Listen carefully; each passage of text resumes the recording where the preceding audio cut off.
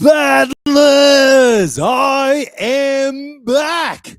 Welcome to another episode of the United Podcast Match Rewind Edition, powered by our good mates at Audra Energy.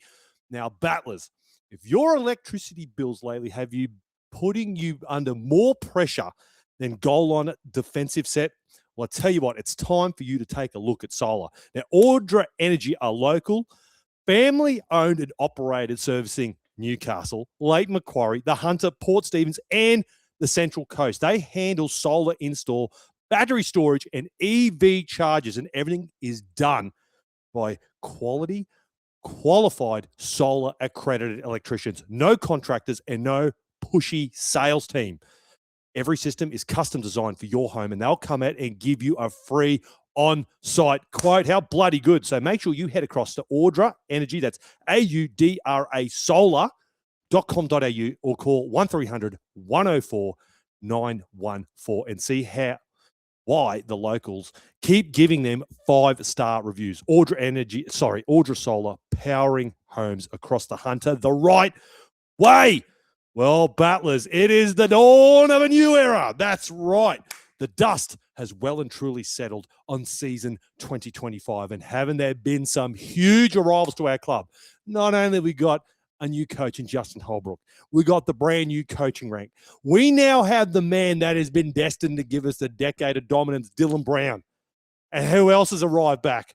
Our skipper, Kalyn Ponga, our boy, Fletcher Sharpe, and Dylan Lucas, after a long-awaited return to watch them play some rugby league football.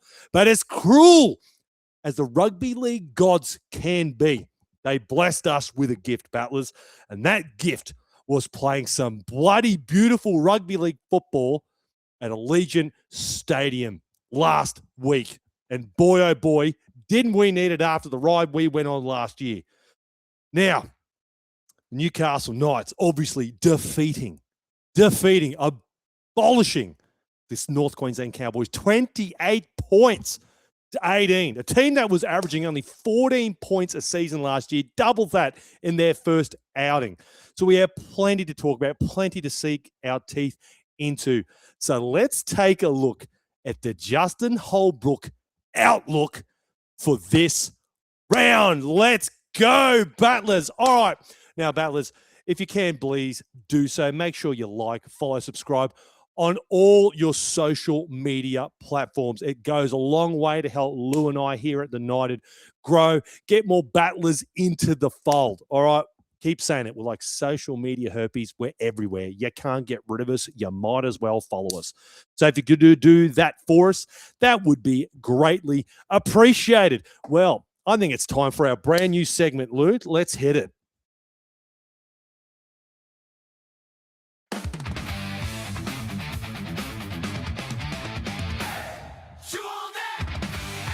Chew on that, Battlers. That's right. It's time for a little bit of a rant each week, something to get off my chest each and every week. Brought to you by our great mates at Beef Jerky, the proper quality beef jerky that hits you with big flavor, made by local Newy boys. A perfect game day snack that you can smash while watching the footy. So make sure you go load up on your game day fuel and visiting their website at beachjerky.net and go grab yourself a bag. Seriously, Battlers. Lou, how quickly did I demolish these? Too quickly. Way too quickly. I filled myself full of this stuff. Seriously, good stuff. Very addictive. And your wife doesn't have to throw them at your head either, like she did mine. So just clever marketing on our behalf. But yes, chew on that. Do you know who could go chew on that? That's the Manly Seagulls. That's the Roosters. All right. That's the Brisbane Broncos. Has there been a better round one, Lou? Seriously, I kept saying the rugby league gods keep giving us gifts, and they've just bestowed this upon me. Honestly, I don't think I could have asked for a better round one. The Angels definitely listened. The Sage worked. Yes, the Sage absolutely worked. Yes, we still got plenty of it too, which is encouraging as well. But boy, oh boy, watching the Broncos get an absolute duck egg at Suncorp Stadium, that was awesome. I loved every bit of that. Then Manly having their heart ripped out of their ass at Brookvale Oval in Golden Point was even better. And Wah's up, baby. the Roosters, with their infinite sombrero, Daly Cherry Evans debut, go down to the Wars in New Zealand. How bloody good. And the Newcastle Knights get the first win of the season. Hey? Bloody awesome. Great stuff. Great stuff. So go chew on that, Manly. Broncos, Roosters, get that up, yeah. Actually, do we have an update? Did the Dolphins win? I think all Queensland, we might have struck out. We were very busy putting all this together, Battler, so I didn't see that. The Rabbitohs got up? Oh, so no Queensland teams won either. So go chew on that, Queensland. It was 30-40. 30-40. Oh, there you go. High scoring affair, but the Rabbitohs got it done. Very good. Very good. So, yeah, chew on that. Brought to you by our brand new sponsors at Beach Jerky, guys. So, seriously, get around the stuff. It's very, very good. All right, Battlers, if you do want to support us here at the United, you can do so by signing up to become a Patreon member. We've got 3 tiers just for you because you know what? Last year was a bloody hard, tough carry, and we kept turning up day in, day out, week in, week out for you, delivering quality content, better content. Go find me better content, right, from a couple of creators for their club. All right, good luck. All right. So if you do want to support us here, you can do so for as little as $5 per month. All right, $5 per month. Now, look, if you do want to join the exclusive Club Nitanium Discord, all right, if you want to get the keys into that castle, $10 a month, baby, become a knight. Come on in. All right, come on in.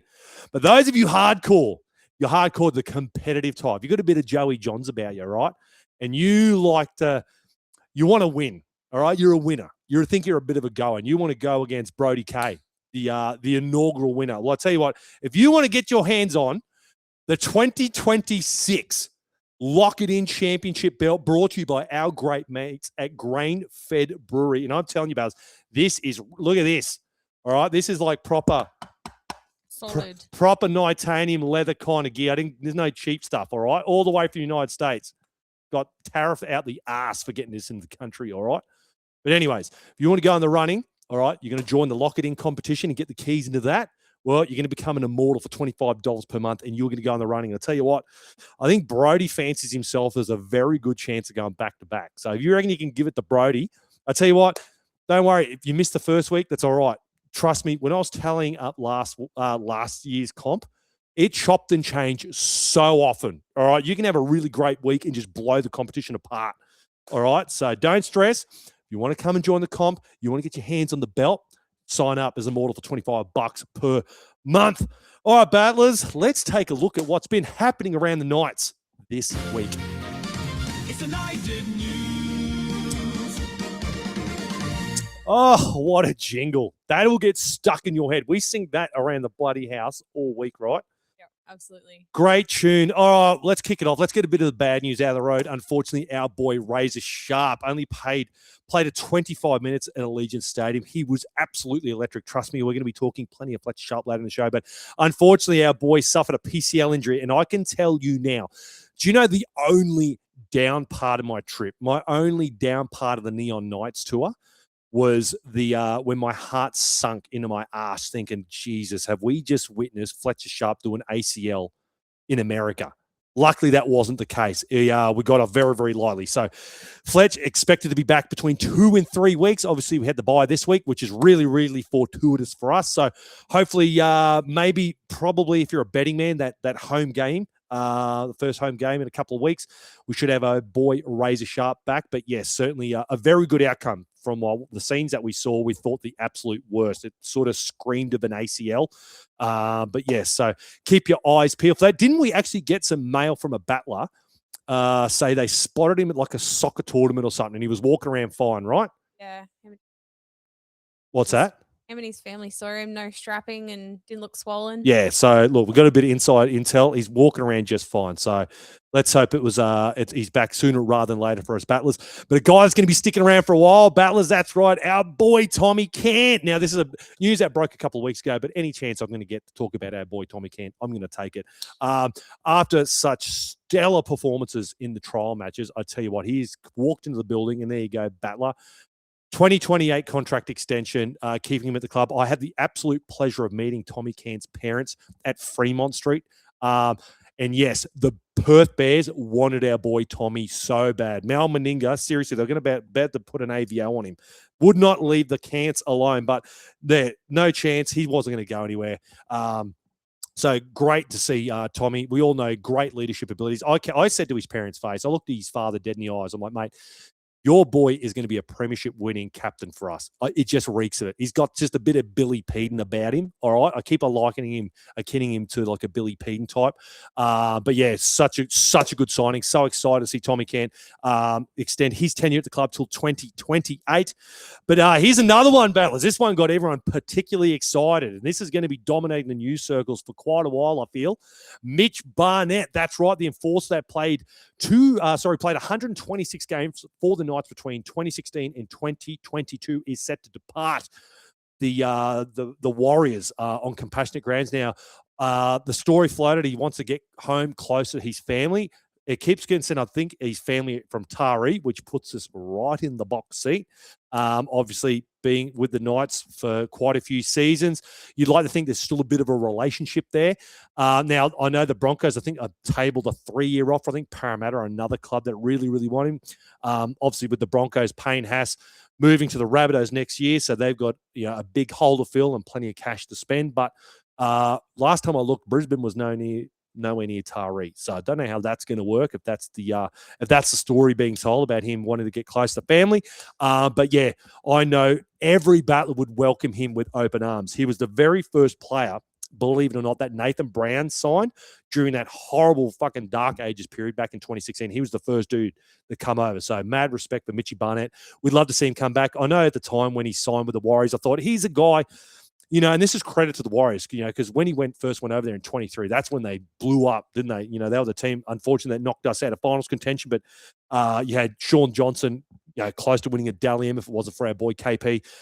They took it right. I think they went to the prelim final against the Broncos, and he was a major part of that. I thought he's a guy, the Warriors, which renowned for getting guys on big overs, and they sort of never kind of live up to the hype. But, fortunately for Mitch, he sort of got in right at the right time with the Warriors and bought into that system, and he's just turned himself into an absolute origin star. And yeah, I know it's the question we got asked most weeks was, Link, who are we going to get? Who's a forward that's going to land into our lap? I know Trey Mooney came, but boy, oh boy, could you imagine the 1-2 combo of Trey Mooney and Mitch Barnett?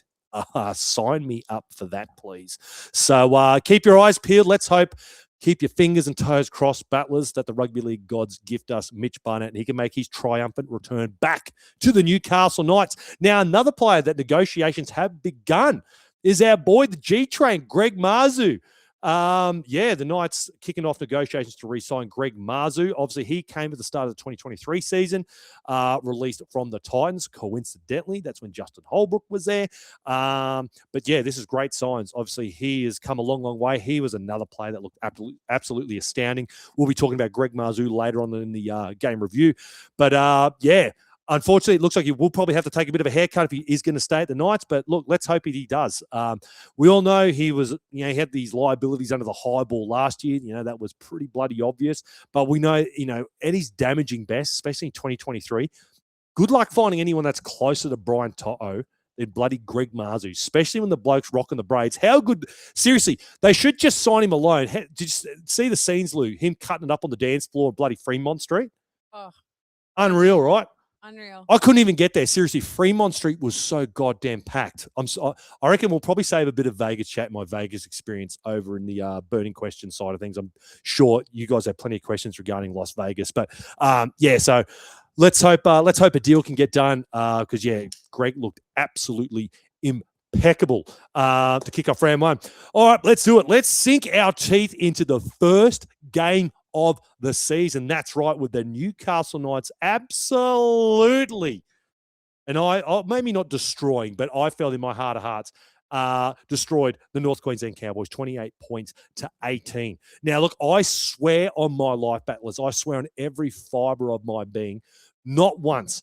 I'm talking the preparations, coming into the bar, packing my clothes, waiting at the airport, all that stuff. Not for a fleeting moment in time did I ever think we were losing this game. Ever. All right? Hand to my heart. Hand to my heart, I promise you, I never thought we were losing this game. Even watching the game at Allegiant Stadium, I just had this air of optimism and confidence that we were just going to get the job done. I don't know. Maybe there's some other battlers out there who were cautiously optimistic, but I don't know. I just felt like we were always going to win it. And to be honest, I'm going to say it. I really feel like the scoreline flattered the Cowboys. I really do. I really do. I felt like this could have been a much bigger affair. But anyways, look, first talking point of the game I want to talk about. For the first time in a bloody long time, the Knights look like they have a spine that might actually scare some teams. Now, this was going to be obviously the big talking point for 2026. It was right up to the match. How is this going to work? You know, when the team list did drop, Fletcher Sharpe at 6, Dylan Brown at 7, and KP, the triple run threat. How is this going to work? Well, I tell you what, for a round one game, execution looked bloody good. Real good compared to what some of the other teams dished up. You know, we did know that the playbook literally had to be blown up, didn't we? Kept saying it last year. The Knights didn't have a physical problem. They had a philosophical problem. It was the playbook. It was just this dull, lethargic, boring, bloody pedestrian playbook. And now we've got a team playing some bloody exciting football. It was such a pleasure to see. On that note, Lincoln, I do have a voicemail from Chris. Oh, do you? Oh, let's take our first voicemail for 2026. Hi, Link, Lou, and Battlers. What a win to start the season in Vegas. Considering everybody has been writing us off, and it goes to show you that trial form means nothing. I thought we actually looked pretty good in attack, considering it was the first hit out for the new spine. I thought KP, Brown, Fletch, and Mooney were outstanding. Also, Gags, that man's like a fine wine. He gets better with age. And I know I've been a bit critical of Marju in the past, but I'll admit when I'm wrong. I thought that was probably one of the best games I've seen Greg Marju play for us, and it was good. That's my opinion. Thanks, guys. Chris, you took the words out of my mouth. Seriously, mate. Yeah, they were great. They really, really were. I think there'll be a lot of people, Knight supporters, that were sitting back going, "Oh, okay, all right." Maybe converted a few skeptics. I know there were plenty of them for Dylan Brown.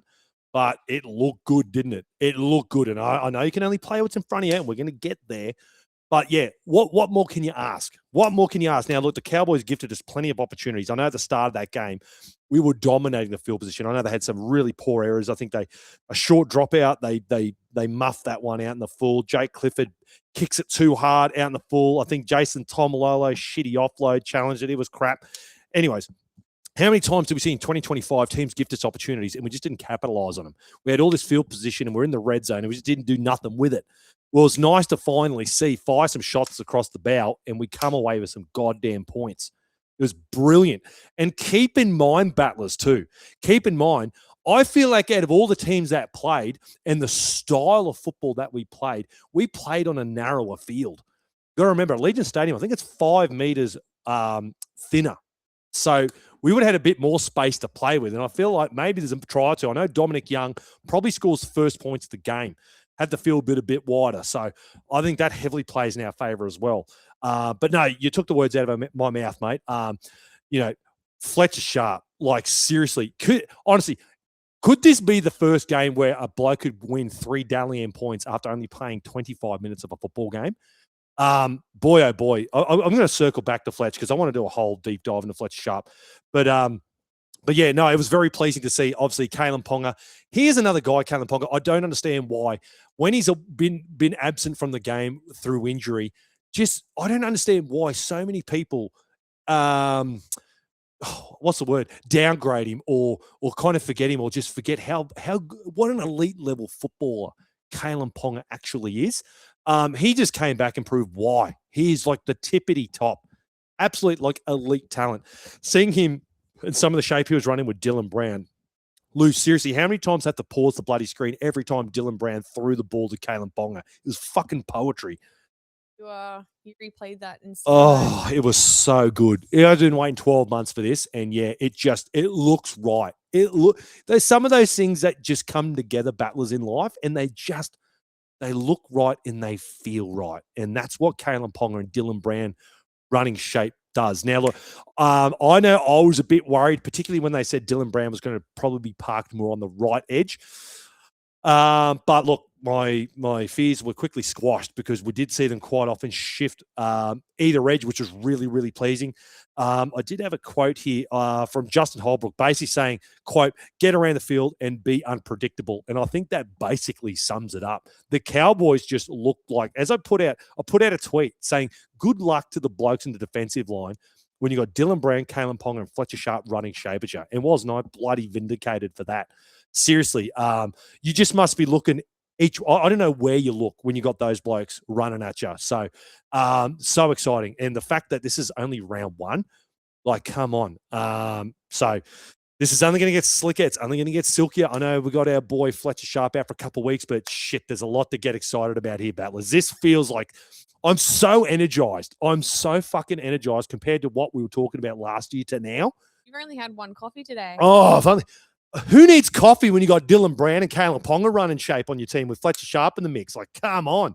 But seriously, but anyways, so yeah, huge kudos, obviously, too, to Stephen Hale. He was the guy that came across from the Sea Eagles. Obviously, he's been an integral part of the attack as well. So whatever he's been doing, the boys are executing. You're looking at it, unlike what we saw from the Cowboys, complete opposite. The boys, obviously, there was a game plan. They stuck to it. Everyone knew what they needed to do. Was it perfect? Absolutely not. I'm not saying it was perfect. It's going to get better. Fucking oath it's going to get better. And that's the bloody exciting part about it. So plenty to get excited about there. Now, next talking point I want to talk about is Fletcher Sharpe actually the X factor that unlocks the attack? All season, you got the two giants. You got Kalyn Ponga and Dylan Brown, the two big dogs, the $1 million plus players, and rightly so, representative level players. But quietly, we all knew in our heart of hearts what Fletcher's all about. We know he's a natural footballer, mad X factor, speed, the rest of it. Played trials football, he still looked brilliant. But the more and more I think about it, thinking, have Dylan Brown and Kalyn Ponga maybe inadvertently thrown a huge shadow over Fletcher Sharpe in the competition where maybe he's the guy. Maybe he's the key to all this, because watching that first 25 minutes, he was the best goddamn player in the field. I would say if he played the full 80, he'd be the player of the round. Good luck beating that guy. There's a good comment from Matthew here saying if Sharpe didn't get injured, the Knights would have put a lot more points on the Cows. Oh, mate, 100 plus. Put your house on it. Yeah, would have been points for days. No, that was the best thing that happened to the Cowboys, mate, was Fletcher Sharpe going off with that PCL injury. Geez, just the speed it creates around the ruck. And it just gives those spine players another ball-playing option. We know what he's like in support play, and he showed it. You know, that first try scored, seriously, you could see that coming a mile away. Had the camera ready, you just sensed it. You just knew nothing was stopping Fletcher Sharpe from scoring that try. And, to witness it with my own goddamn eyes was just an absolute pleasure, Battlers. He was so good to watch. So, but yeah, you guys let me know. Like, how does this work now? How does this? I know it's only a small sample size, but how do these three big dogs? How does it all work? Because it is so intriguing and so exciting. I genuinely don't know when we've had three exciting, huge, massive ceiling X factor type players in the spine like this. This is like Joey era kind of. We're talking, Bedsy, Joey, and Robbie O sort of areas here. I don't think since that. I don't know. Am I smoking crack? Justin said it's the Cessnock Goanna magic and that majestic mullet that we've been missing. Oh, mate, I tell you what, the goeies come through for us every now and then, don't they? When we need them, they give us one. I don't know. Fletch, the next immortal. Could be. All right. Now, the next guy, Dylan Brown, the man of the hour. The guy that I had a Valentine's date with. Now, Dylan Brown. Dylan Brown didn't dominate the highlight reels, Battlers, but I tell you what, he looked like a guy that could steer a bloody team around. All right. I was really impressed with how steady Brown looked. Now, look, did he have the big highlight package game like we saw in the Pack Championships? No, he didn't. And I didn't think Dill had to. And the fact that he had an understated game that he did, in the controlling fashion that he did, and we performed the way we did, and how he placed himself in the team speaks absolute volumes to the quality footballer that we do have in Dylan Brown.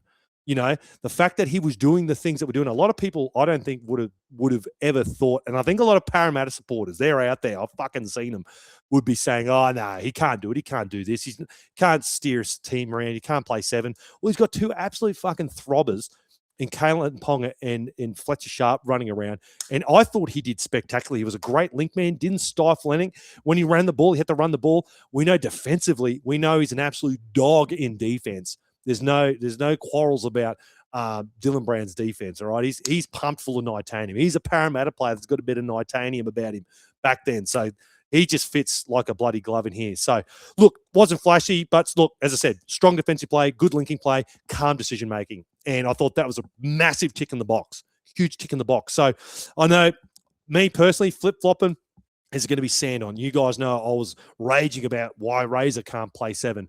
But look, the more and more I think about it, and in the small sample size we got, you make me a valid argument why Dylan Brown can't play 7. I thought everything that we saw, it's only going to get better. You know, I know the Cowboys aren't probably going to be a premiership threat. I understand that. All right. I know we're going to be going against some better quality rosters and teams, but you know, I'm only gauging by the sample size we've got now, and I'm not trying to get too overhyped. You know, your boy can get a bit overhyped in these scenarios, but boy, oh boy, I was super impressed with Dylan Brown. And, you know, he didn't have to have the huge highlight package. And you know what? A part of me kind of wishes and kind of hope for he didn't. They just rolled up the sleeves and kind of did all the stuff behind the scenes like a good half does and allowed all these other players to flourish. So you go back and watch the tape. He played a sensational game of football. And considering that his main half, Fletch went down and Sandon came up and continued to basically still steer a new team around, I thought was huge. So, but you comment away. You guys let me know what you guys made of Dylan Brown's first performance. Now, the next talking point I want to get to. Did the Knights win because they improved, or did the Cowboys completely and utterly collapse? Now, for me personally, I think both those things are true. I think you'd be pretty bloody salty to think. You could probably only a Cowboy supporter would tell you, "Oh, it's only because we sucked." That's the only reason why the Knights won. There is I'm going to be absolutely shocked. I'll be gobsmacked if there are still people out there now having the Knights as wooden spooners. Like, let's be real. Unless there's just some horrible run of injury that we get and the roster is decimated. All right, I'm talking about some unprecedented amount of bloody injuries that go through the place. There is absolutely no goddamn way this team is winning the spoon. It just isn't. It is. I will not have any bar of it, and I will die on that hill. All right? Trust me, your boy will die on that hill. If I find anyone at Magic Grand or wherever spoken that the Knights are going to win the bloody spoon, I'll be having a stern talking to them with them because they don't know what they're on about. Seriously. Yeah, the Cowboys did collapse. They were bloody awful. Let's be honest. Their coach is right in the hot seat. So you got our coach, no pressure at all whatsoever. New coach. Todd Payton on the other side, huge pressure. He keeps stringing performances like this. I reckon in a month, his ass is out of there. So, but anyways, yeah, I think it's I would find it very upsetting to think that the narrative would be the Knights only look good because the Cowboys play poorly. Both those things can absolutely be true.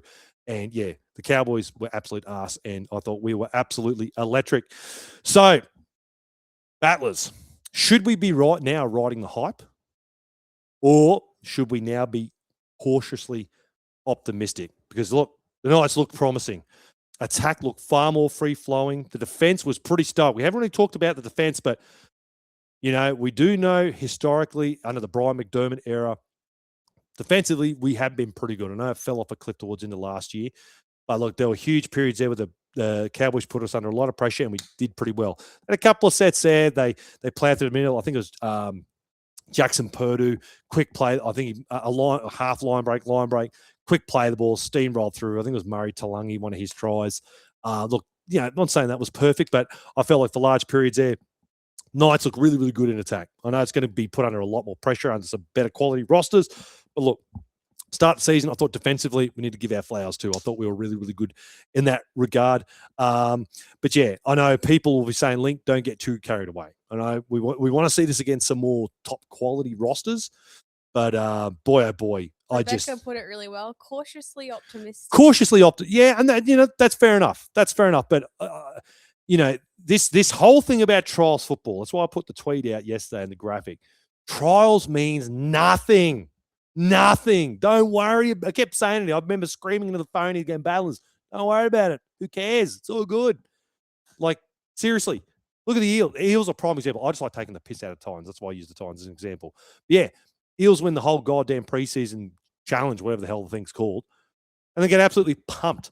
Like, they're a team, honestly, they're probably the best team not to be in the top 8. When Mitch Moses came back to the end of last year, they looked fucking great.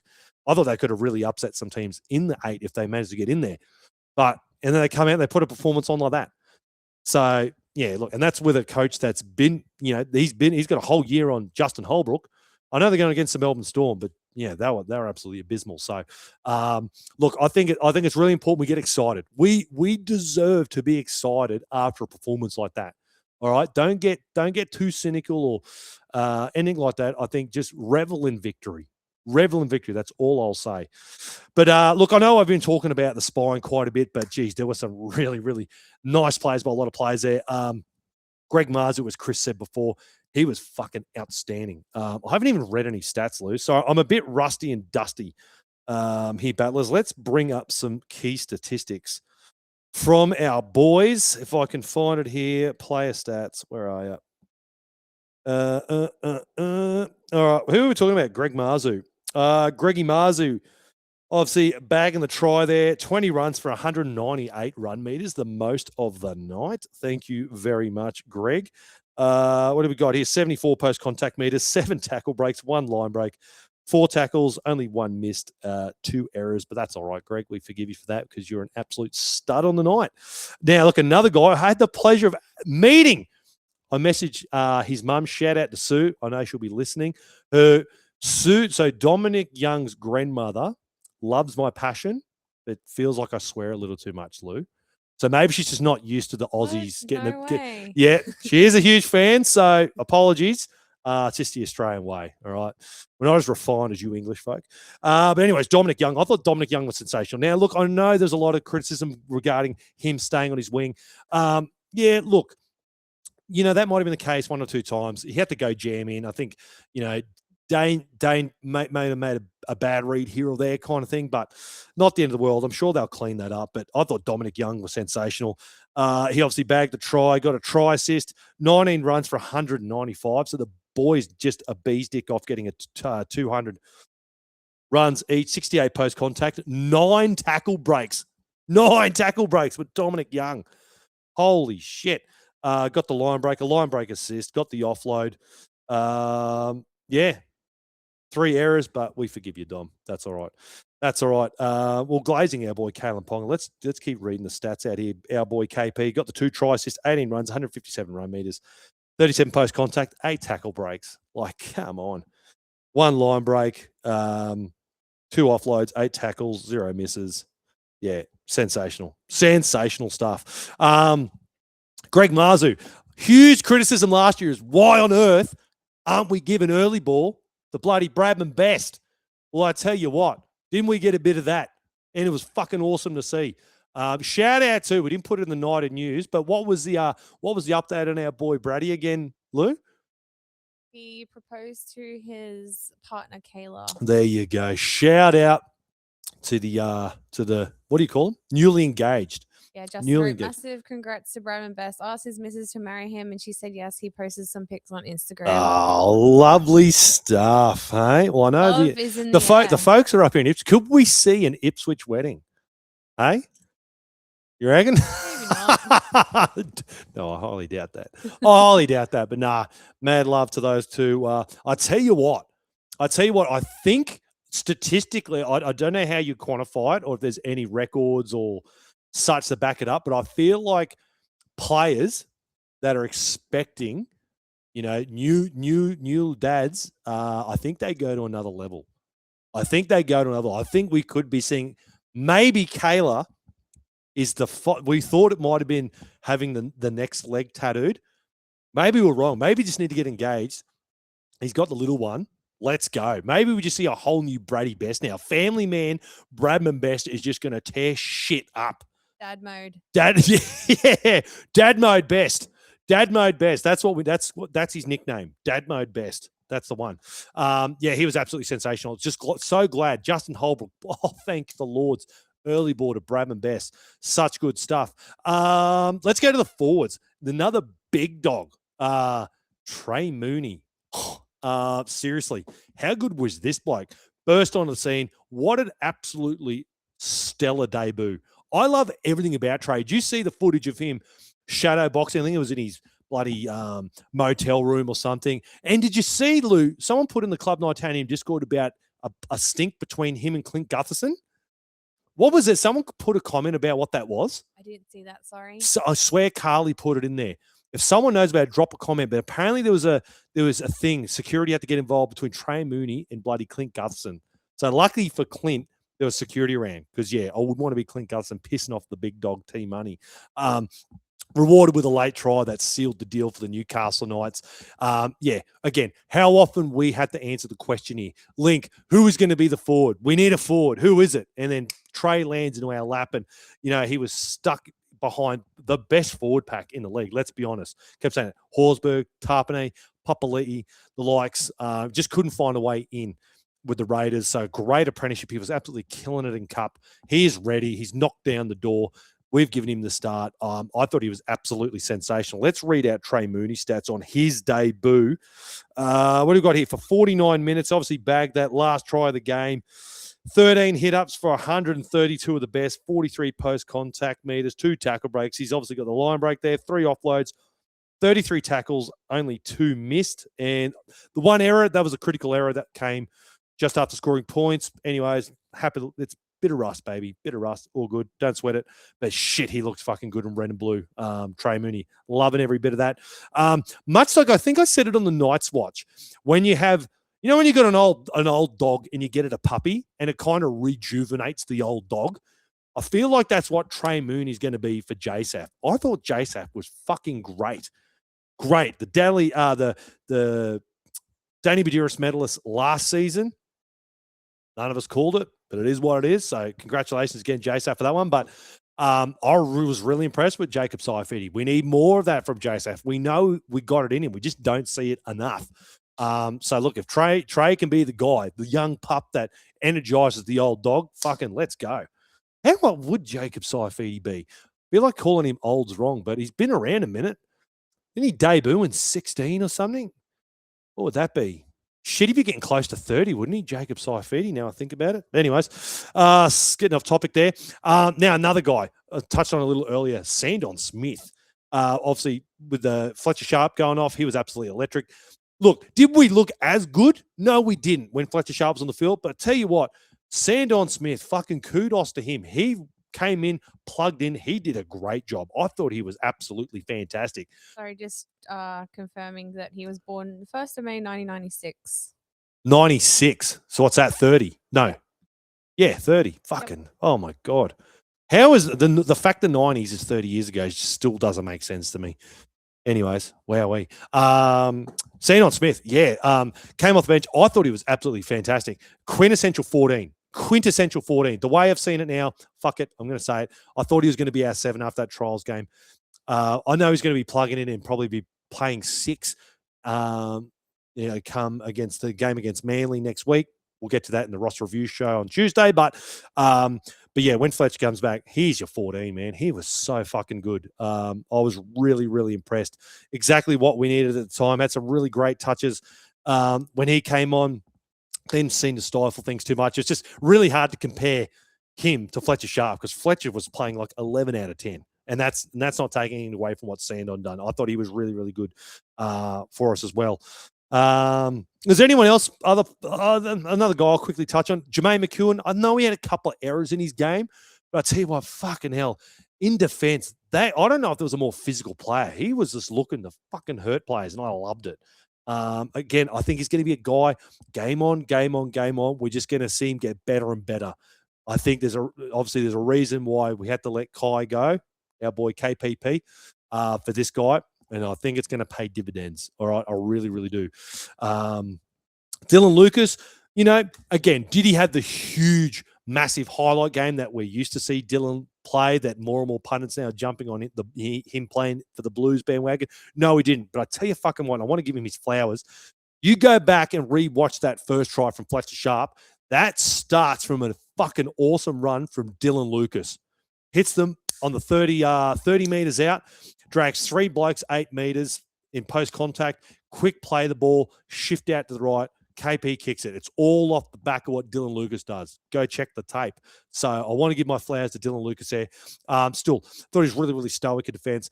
Good hard line running. Again, just another player. Once match fitness is a big thing too. Like he had a massive absence, and I kept forgetting we hadn't won a game since he last played for us, which is fucking wild.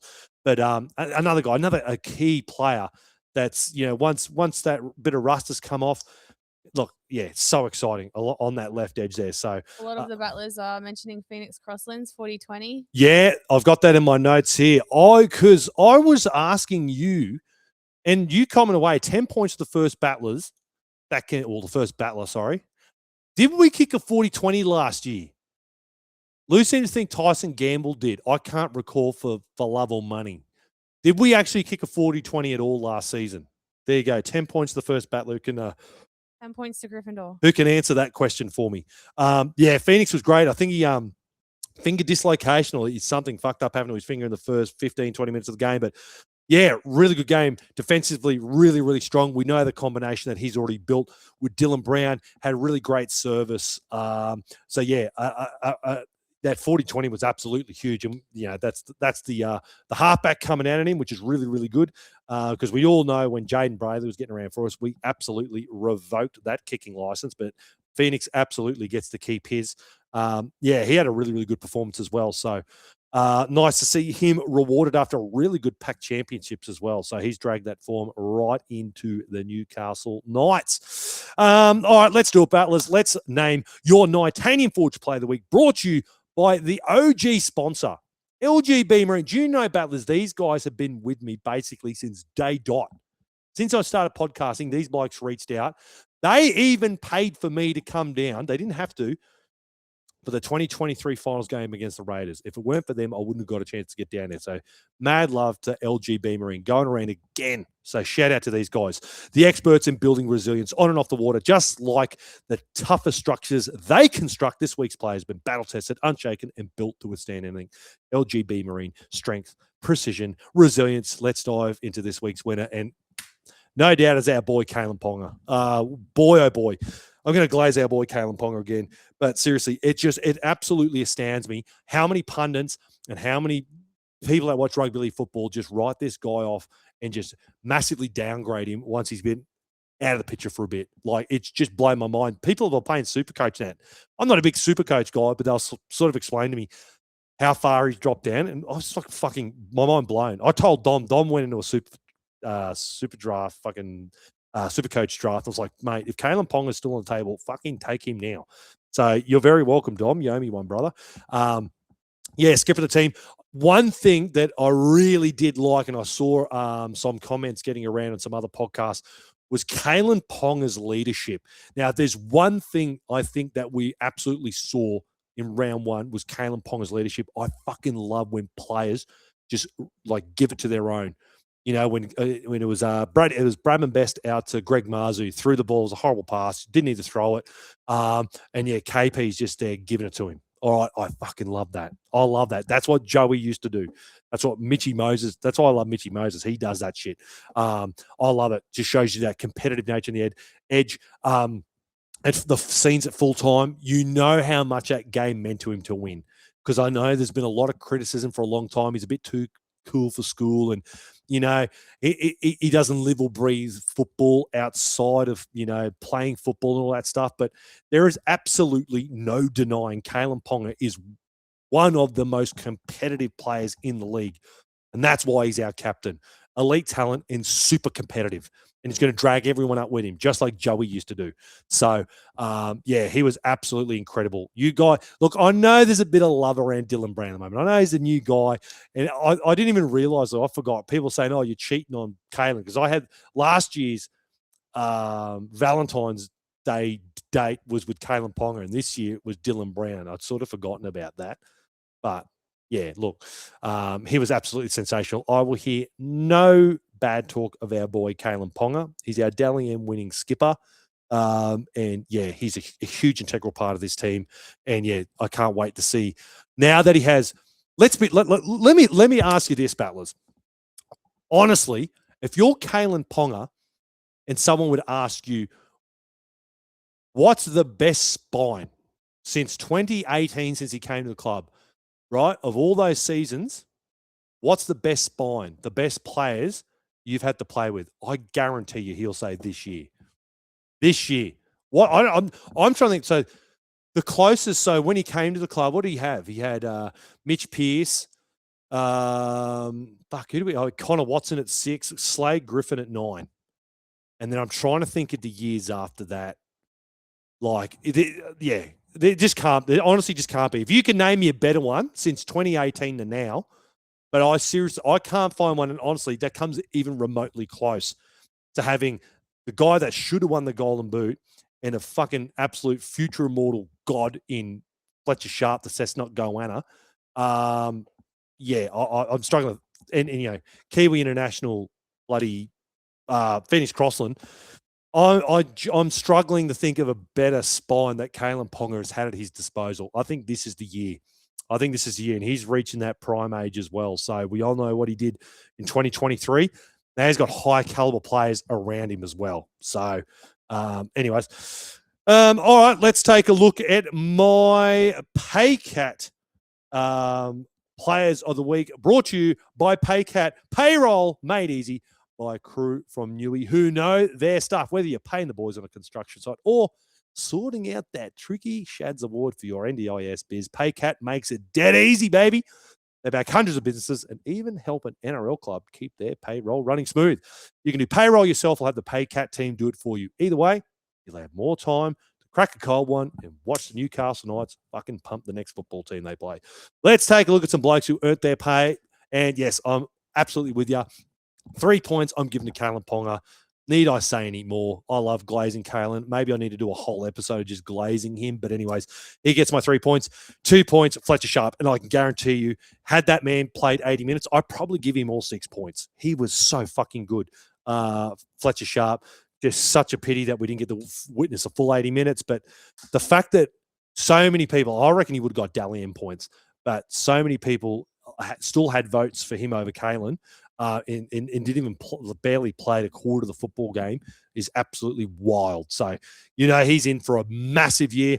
And I couldn't go past our boy Trey Mooney. Now, look, I know there's probably a handful of guys, Greggy Marzu, Brady, that could have got this, but I couldn't pass the big guy. The big guy to get a try on debut, truck and nut. I thought he was absolutely sensational, Trey Mooney. I think he's got a really big future at the club. It's going to be a very integral part of our club, as that premiership window battlers is slid right open and nailed fucking open for a while. So they're my Paycat Knighted Players of the Week for round 1 of 2026. All right, it's time to answer some questions. Let's go. Burning questions. Oh, shit. Doesn't that get you hyped up? All right, burning questions brought to you by our good mates at Get Out Alive Fire Safety Training. You work in a business, battlers, chances are, like the Cowboys, you ain't going to be prepared for an emergency. You're going to get caught with your pants down. All right, don't be Todd Payton and go and be caught with your pants down. Make sure you get in contact with Get Out Alive Fire Safety Training for your training, plans, and procedures. Because if you do not learn, like the Cowboys, you will earn. All right, what do we got, Lou? Let's kick it off. The first questions for the year. Got a voicemail from Max. Max. Hey, Link. Max McKinney from the Newcastle Herald. Just wondering if you got the paper I sent you. Oh, Max. I had the pleasure of finally meeting Max. Now, I've got to admit, I met Max, not knowing who Max was, shook his hand and at Resorts World and had a good time and whatnot. And it didn't dawn onto me till afterwards. I don't know what made me think about it. I think maybe it was something Russ said. And I was like, oh, fuck, are you Max McKinney? And he's like, yeah. I said, oh, shit, mate. I didn't realize. I appreciate the article. Now, look, got it here. The big dog sent it up to me. I actually haven't seen it yet, Max. So we're going to do a live unpacking of the article. A beautiful article you wrote about us content creators, Russ and I heading over to Las Vegas. I was more than happy to have a yarn with you, mate, while I was having my morning coffee. If I can find... What page? Oh, shit. What page are you on? I don't want to rip the pages here. What do we got? Oh, shit. Here we got Russ. The amount of fucking times I got called Russ and Russ got called me. Greatest compliment he ever got paid. Where are we? Oh no, have I been stitched up here? Is it only Russ? Oh no. Oh no. Oh shit, Max. I thought my picture was in here too. Mate, you would have sold way more copies, brother. Oh my God. How demoralizing. Here I am thinking this is going to be awesome publicity. I'm going to be surely I'm in here. Have they dogged me for Russ? Wow. Oh no. Max. So I'm scrolling through the Newcastle Herald. Oh, they have to. Oh no. While you're looking, I'll play another voicemail. All right, you do that. Oh no, I'm here. The footy's back. And what a win we started that off with. What a game to watch. Clunky in bits, given that it's the first time many of the players have played together. But the signs are there. If we can keep Fletcher Sharpe nice and healthy, I think he's actually more important on the field than KP, to be honest. Because Sharpe brings that spark. He seems to bring this spark that we've been missing for so long. But yeah, it's such a beautiful way to start the season with a win. But even better, the Knights is back and the match review show's back. Can't wait to get into it. Glad you're back home safely. And I hope you and the batters that went over to Vegas had a great time. And yeah, looking forward to hearing all about it. Oh, cheers, Justin. Thanks, mate. Yeah, well, you make a very good point about Fletcher Sharpe. That's why I asked the question before, mate. Is he the actual X factor? Is he the key now to this offense? And I think that's a very valid question. You comment away. You guys let me know. Now, I thought I might have been missed, but no, here I am. But my head's fucking halfway on the page here. But I'm in the Newcastle Herald. There's another little picture of me, but we had a good time, Russ and I. We don't get to catch up enough. The only time we do is fucking in another country, believe it or not. But nah, thanks, mate. It's good to be back. I had a ripped and teared over there. Jesus, did I have a fucking good time over in Vegas? I can tell you that much, mate. But it feels nice. It feels good. I'm a bit rusty, but I'm trust me, I'm going to warm into it. All right, I'm in a bit of trials form at the moment, but I can guarantee you, I'll be good to go, mate, in a couple of weeks. All right, what else we got, Lou? All right, another voicemail from Nick. Good evening, Lincoln and Lou. How are we, the United people and the Battlers? Just wanted to quickly say, Link, hope you had a blast at Vegas. I hope you got it on the tins and you had a couple of big nights. Just let us know if you did have any big nights or where was your favorite place to go, or just share some info on how the whole Vegas experience was. And from what I saw, it's getting bigger every year, so it's quite successful for the NRL. So good stuff. Hope you guys had a great time, and yeah, we had a great win. Good stuff, boys. There's really no negatives to talk about, which is great to start the season. Go the Knights, and hope you guys have a great night. And I'll be on to next week. Thanks, guys. So Fucking good on you, Nick. Oh, did I have a good time? Did I have a good time, mate? I had a fucking awesome time. Now, as far as great places to go, mate, anywhere is like you can't not find a good place there. Oh man, I stayed at the Excalibur, which was an experience in and of itself. But yeah, New York, Hard Rock Cafe, Resorts World was fun. Fremont Street was fucking insane. I went to the after party, the Knights after party, at the Commonwealth Hotel, and you had Kurt Gidley, Danny Medeiros, and Mark Hughes host a thing there. That was really fun. And then I can't remember who it was. There was someone there saying, "Oh, there's another function across the road." So we go across to that, and then someone spots me and asks, "Oh, you Link from the United?" Blah blah blah. I get taken to meet this bloke. Anyways, long story short, this guy is the founder of the New York Knights, who I remember about 20 years ago. Long story short, I remember an article being written in the Rugby League Week I remember I was still in high school, about the Newcastle Knights sending kit, our old kit from the like 2000s, over to New York. And I'm telling this bloke, when I remember this, and he's like, oh, the guy that wrote that article is just over there. I was like, oh, shit, what a small world. And he's spinning out. Anyways, long story short, been in contact with him. There's a massive story and so much to unpack there. I'm going to be interviewing him. He's going to be sending me over some New York Knights kit. So I can't wait for that. So stay tuned for that. There's a whole nother layer of the Newcastle Knights sort of link with American Rugby League that I want to tell that story. So that was really cool. I had a really fun time there.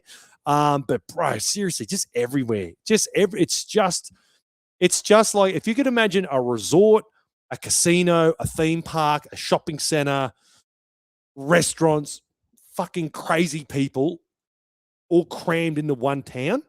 That's Vegas. It's just wild. It's so fun. It's so much. Seriously, I didn't feel like I stepped off a plane. I felt like I stepped off a fucking spacecraft, and just here's aliens pretending to be humans hosting me. It's just weird. The crackheads throwing ice cream at the English crowd at the bus stop. That was pretty funny too. That's a story for another time. But yeah, mate. Nah, good times. Good times. Sorry, just circling back to the 40-20. Maybe I just blanked out 25. Gamble kicked one in 24. Right. And Jack Cogger kicked one in round 26. Oh, okay. So Jack Coggett. Oh, there you go. Yeah. See, I've fucking done everything I can, mate, to wipe. Last year's. Yep, that's gone, mate. Don't ask me anything about 25. Gone, out of here. But yeah, okay. Well, there you go. We did kick one. So we've already done better than that. So very good. All right, what else we got? Luke said, was two seats in front of you and Russ, and was the best atmosphere. We were all interclined. Oh, fuck yeah, Luke. How good was it, mate? Or was it Bay 138? Fucking up yours. Oh, mate, it was so much fun. It was so good. Well, as I said, known Russ for a long time. But yeah, we got a chance to bump into each other in 23 during that big finals game. But yeah, we can just never seem, if I'm coming down, he's elsewhere, or bloody vice versa. But fuck, man, it was so much fun. Shout out to, if you haven't done so already, I'm going to give a shout out to the boys at Just Mates, Jude over there. Fucking awesome lads. The Knights are planning on doing some stuff with them also. So go follow Just Mates on Instagram or Facebook. Fucking great bunch of blokes. Kyle Hunter, also big tourism kind of guy, does big travel vlogs. The Knights got him over as well. Fucking awesome bunch of blokes. The Knights are stacked with the best fucking creators. Seriously, the rest of them are fucking lame compared to us. We got you. It's just a plethora of like diehard Knights supporters who are just kicking fucking goals in social media. So huge shout out to those guys. It was a pleasure hanging out with them the whole weekend. But yeah, I'm glad, mate. I'm glad you were 2 seats in front of us, because bloody, they were good seats. Christopher's asked, apart from the Knights win, what was the best Vegas experience you had? Oh, shit, man. I don't know. Because that was the first time I've been to the US. It was just like this collective, just this, not like maybe like a single experience. It was just, I'm not a big travel guy. Like, I've seriously left the country once before, or 2 times before, sorry, to go to New Zealand. But New Zealand's basically Australia. But just, I don't know, just experience everything. So it's just the subtle differences. I know like America's obviously, Australia and America, very obviously westernized countries, but I don't know. It's just the atmosphere of the place, and just, it was really cool to be somewhere so foreign, but at the same time seeing so many leagueies. Like seriously, everywhere you went down the strip, you saw someone in some jersey, like whether it was the English or Australians or whatever. That it really does take over Vegas. It's not like you go into Vegas and you just don't see any leagueies. Like, they're fucking everywhere. Everyone's wearing their jerseys. It's like Magic Round, but in Vegas. It was just a unique experience, mate. Just everything about it was just, from getting fucking mad piss at 7-Eleven for like $7 US, but then go in the casino and you're drinking a Budweiser for like fucking what, nearly 30, $40 Australian or whatever it was. It's just insane. I've never seen such expensive and cheap alcohol in my life. And just anything goes. Like, no, it's just, and I know you were worried, Lou, about fucking pickpocketers or I don't know, me getting mugged or something, but truly, Drugged. there was no dickheads. I didn't see any dickheads. I barely saw a security guard. I can guarantee, obviously, they're there, but I never saw any fights. Nothing. It was just if that's keeping you from going, like trust me, I know. I think they conceal guns over there, but I didn't. Yeah, I don't know. It felt fine. I had a great time. I didn't feel like I couldn't go anywhere. I know there's probably other parts of once you go off the beaten track, you might want to go, but everywhere I went was great. Everyone was having a good time. No dickheads. Had a couple of shit coffees, which, sucks when you're paying nearly over $10 Australian for them. But anyways, it was great, mate. It was fucking awesome. Such a good time. Matthew asked, what was the place you had pizza for breakfast? That in was Vegas? MGM. I don't know. I was craving like bacon and eggs. I just gave up on that. I'm thinking I'm not going to get that. So this big New York pizzeria place. Seriously, that's the funny thing. Like you can go to. I was FaceTiming you, Lou, and I was exploring, and you just turn a corner, and it's just the most random shit everywhere. Yeah, it's like, oh, okay, like is this some random ass store selling fucking God knows what?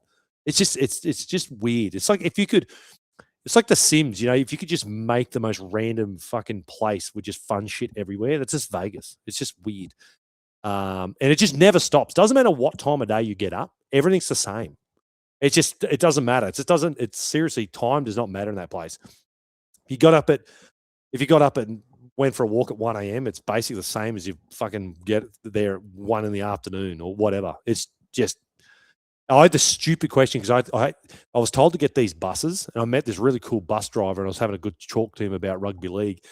And he's like, yeah, get this ticket and he gets you a bus ride all day. And I was like, oh, is it 24/7? And the bloke's like, mate, this is Vegas. Fucking everything's 24/7. Like, oh yeah, shit. Stupid me. Yeah, but no, it's fucking great, mate. Good time. Matthew asked, question with the player swap to get Mitch Barnett. Which player should the Knights give to the Warriors for Barnett? Ooh, shit. Fuck. I didn't think of that. Man, that's tough. I don't know what the Warriors want or need, but man, I love him. It's hard because I don't think we've got a like for like. It depends on if they want like for like equal caliber, like a representative level player. I can't see us giving anyone up. I don't know. And plus, too, if they've already agreed to give him away on compassionate grounds, I don't sort of know how much leverage they got because unless it was for this year, if that's what you're saying, like if the Warriors are going, well, we'll let him go, but it's for this year. I don't know. Like, bro, I know there was rumors, well, not rumors or reports getting around Brodie Jones been told he can look elsewhere. Could they turn Brodie Jones into a Blues player? Who knows? The Wars. But yeah, it's a fucking good question. I don't know. I'd have to look at the Wars roster, but man, I'm so I don't know who would give up at the moment. You were actually, who was it asking me? I think it was my brother was saying, oh, Lincoln, who's like your least favorite Knights player? And I couldn't fucking answer it. I love them all. No dickheads. We don't have a Darius Boyd for me to go fucking piss on anymore. So I don't know. Good question, Matthew. I wish I had a better answer for you, dude. That's a zinger, mate. I'm not informed enough yet to tell you that one. B on YouTube asked, has there ever been an unorthodox spine in ours in the past in terms of roles? That's a bloody good question. And this honestly could be, a whole new generation of spine. It is very unorthodox. But with that being said, you could quite see like Jerome Hughes is the poster boy for a guy that, was a fullback. Now he's just an out seven, like one of the best sevens in the comp. Could Dylan Brown go down that route where he's obviously still got a bit of running in him, but he's really knuckled down and cemented himself as a really traditional seven, possibly, which would leave you with a really dynamic running Fletch and KP. Who knows? But I tell you what, isn't it funny? It's like a complete and utter 180 from last year. Like I can't seriously remember a time where we've had a team that was just so fucking boring to watch in attack to like flick of a switch. That's just excitement. Like that's one thing I remember at Allegiant Stadium. I was just like, this just doesn't feel like the Newcastle Knights. Like since honestly 2023, there's been no time to get that excited about our attack. I know we made finals in 24, but we weren't blowing teams away. We weren't, we got into finals, but yeah, not since that 23 season when we just caught lightning in a bottle did we. Yeah, have I been this excited to watch us play footy? So, but yeah, that's a great question. Hayden on YouTube said, "Congrats, bro. Whilst fan here, I was in your live after Leka broke your hearts. Just want to say that you're looking good, bro. Possible Kiwi spine." Oh, thanks, mate. Yeah, fuck, what a low light that was. Sitting my ass right down there. That fucking stung. That stung. Yeah, shit. I tried to forget that night. God damn it. Even when the commentators mentioned his name when I was watching the Wars game, I still like get, yeah. I don't hate the bloke or anything, but it still hurts. There's still that little bit of a twist of the knife when I hear that name, Leka Haliasima. But anyways, but yeah, we could have 3/4 of the Kiwi spine. I think there's more reports coming out today that Kalyn Ponga is certainly gaining more and more interest in joining the Kiwis. So yeah, with KP, Crossland, and Brown, I don't know. Do they become are they the New Zealand Kiwis or the Newcastle Kiwis now? So exciting for you guys. There'd be KP for the Kiwis. Geez, that'd make an exciting World Cup next year, or this year, should I say? Daniel said, "How good was it to finally see the Knights contesting kicks again? And look what happened." Oh, Daniel, yes, early ball to Bradman Best and contesting fucking kicks. Yeah, mate. Honestly, I've got such a good vibe. We said the same thing basically at the same time, Lou. When we saw Justin Holbrook being interviewed when I was rewatching the game, I was like, this just feels right. It feels right. And I think the whole connecting back with the community, we did. What was the message that we got from a battler whose partner worked for NIB? And they were saying, usually players don't go to these functions or whatever, but this was the first time in a while they got the players involved. What was that again? Do you remember that one? I think so. Basically, we get so many messages, but we got this. I just cleaned up Lincoln's messages last night. Sorry. But yeah, someone was saying that their partner worked for NIB and there's usually this function, but historically players don't go to these things. But now it seems like, no, they really want to engage in the community with the battlers and touch grass with them. And this is what it's about. Yeah, going back to our glories. That's what it was founded upon. We've gone away from that too much. So yeah, I got really good feelings about Justin Holbrook. Really, I know it's super early days and people going, Link, don't get too hyped up. But I don't know. We've got a good feeling about the guy. I'm loving it. I'm loving the outlook on Justin Holbrook. Nathan's asked, Knights have a massive amount of top and upcoming outside backs. Who would be your top 8 outside backs? Oh, shit. Well, that's a good segue because I was at Resorts World shooting some content early and I was trying to get to the Starbucks and I went up the wrong escalator and whatever. And then I'm walking around and I go upstairs. If you know, battlers, where the merch shop was before the Oz Fest thing, it was like a pub and there's like a merch stand. I went up that side, but I had to get to the other side where Starbucks kind of was. It was on the opposite side and above it. I muffed it, gone up the wrong ones. Anyways, I'm like, oh shit, I've got to walk around. And I've walked through this just empty area of the building where the Knights were staying. And there was just this massive empty function room, like literally nothing in there, but like 3 couches.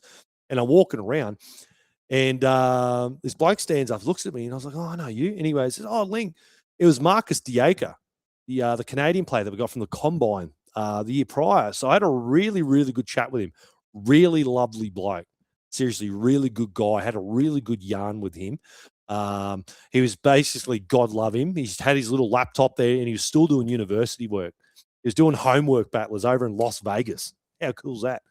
Well, not really cool, but good on him. Good on him for doing it. But yeah, and he was just telling me about the tremendous amount of quality we got in the outside backs between Kyle McCarthy. You know, you got Schiller Instinct. He was there. Had the pleasure of finally meeting Hank. Funny story about Hank. going to meet him. I met Dom Young, Peter Parr, and then walking in, and here's Hank. Shake hands. Oh, mate, how you going? Blah, blah, blah. What have you been up to? Yeah, good. And he goes, oh, you coming to the game? I looked at him awkwardly. I was like, oh, I don't know. I see what I'm doing. He's like, sorry, mate. That's the dumbest question I've ever asked. I was like, yes, mate. I'm coming to the game. I didn't come this far to go, fuck it, I'm not going to go and watch a game. Anyways, geez, top outside backs. Well, you got the 4 locked in already. So you got Dom, Greg, Dane, and Brady. They're your top 4. I would go Kyle McCarthy, Schiller Instinct, Fletcher Hunt. Obviously, he's coming off the bench. Fletcher Hunt's fucking elite. One last spot for an outside back. Oh, shit. I'd have to have a look at our top 30. So there'd be some young gun guy. I'll have to ask Lockie. Shout out Newcastle Knights Juniors Insta page. There would be some guy, if he's not watching this now, when he's listening to it, he'll be screaming at me. There'd be some young guy coming through the ranks too. There's my top 7. I'll throw Marcus in there because he's a good guy. There's my top 8. All right. I've got a question from Justin. How was my weekend while you were away overseas? How was it, Lou? Busy. I'd finish one video and then another one will be up ready to edit and send back to you. So to peel the curtains back, so shout out to Scotty. Now, Scotty got me on his new Moneyball podcast, which you haven't done so already. Go check it out. But we broke down how the dynamic works with Lou and I doing content creating. So essentially, I shoot the content, whether it's interviews, doing stuff around the scenes, whatever it is, right?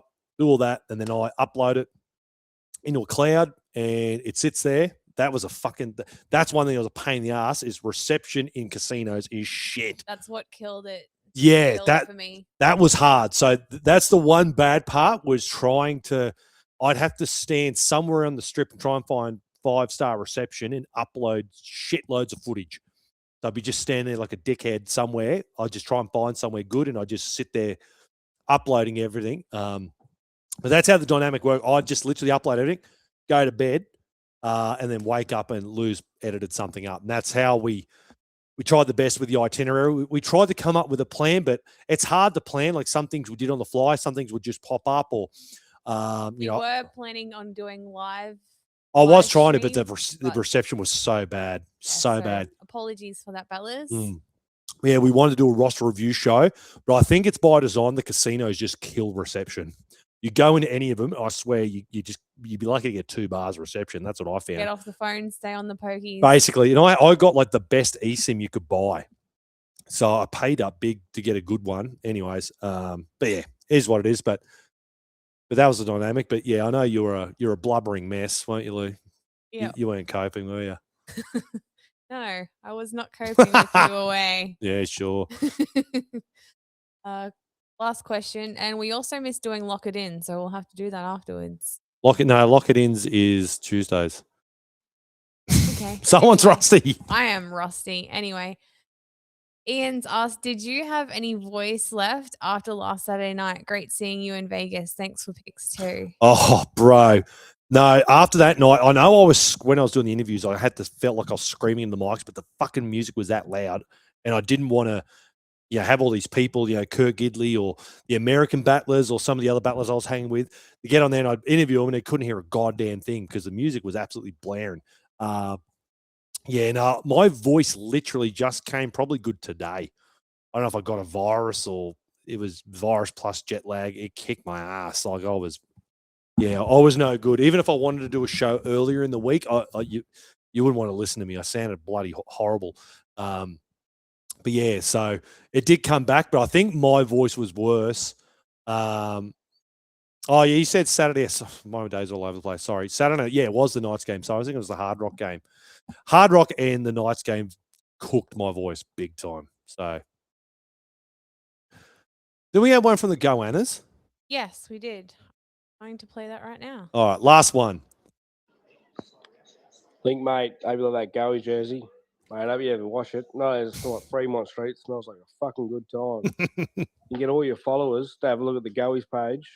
Have a look at the idiot that thought it was a good idea to punch the soap dispensers off the wall. That's not on.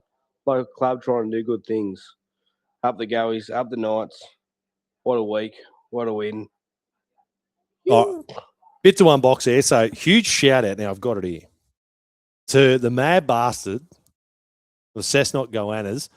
Now I'm on Fremont Street, just waiting there for the Knights to get off the bus. Corner of my eye, spot these two legends, snap a thing, put it on Insta. I kept telling all the teams, basically the first one who can get me some kit, you're going to get my full support. All right, that went out to all the Newcastle Rugby League teams. All right, Pickers, Curry, you name it. That went out to all of them. If you can get Link kit, you got me. And I've always loved the Goannas because they gave us Andrew John. So in the back of my mind, I was like, fuck, I hope it's the fucking Goannas. And it was.